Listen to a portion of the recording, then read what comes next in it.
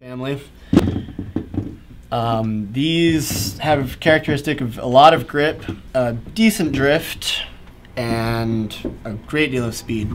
Definitely my personal favorite wheel, and it's tested and proven over the last couple of years as being very, very solid. Something like the orangutan is going to be a driftier formula. Once the mold release, the shiny film breaks in, it's going to be very, very drifty. The lips will break in, and you'll have a great free riding wheel and decent for DH if you prefer a wheel that drifts and slides.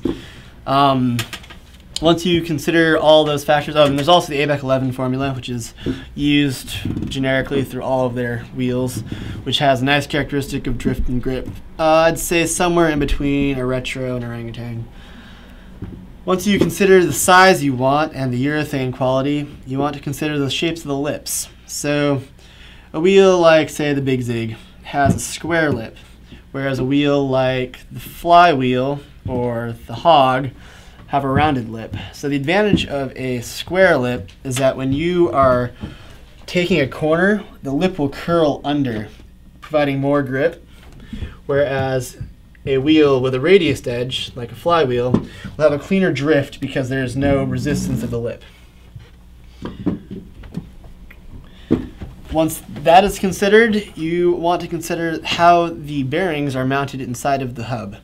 So a Big Zig is called offset, where it is off-center but not side-set, whereas a side-set wheel would be comparable to a ABEC 11 flashback, where when a bearing is inserted, it will be flush against the side. Then a center set wheel includes the flywheel, where it is perfectly symmetrical around the bearing or grip in.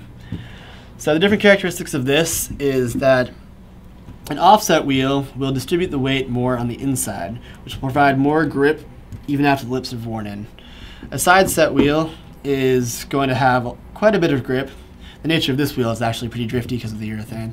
But in general, the distribution of weight will be concentrated on the inside of it and will provide more grip.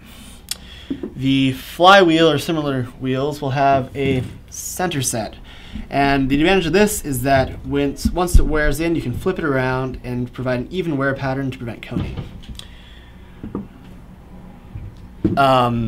That basically sums it up. And then durometer, which will include the hardness of the wheel, is extremely important as well. The retro family comes in a great deal of durometers, from the 77A pink all the way to the Orange Plus 89A, and then all of the happy flavors in between, which include lime, lemon, and then the regular orange. So this goes 77A, 80A, 83A, 86A, and 89A.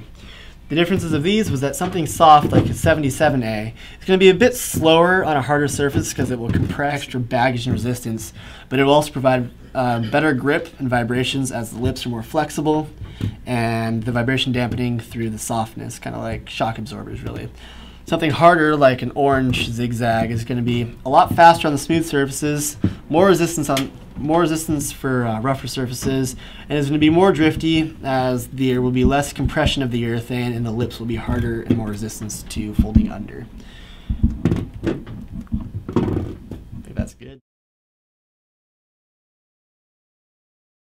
Wheels you ride, Jack? I'm trying to get these guys. I ride 4Prez's, the orange kind, yeah. O10s. What does it give you, Jack?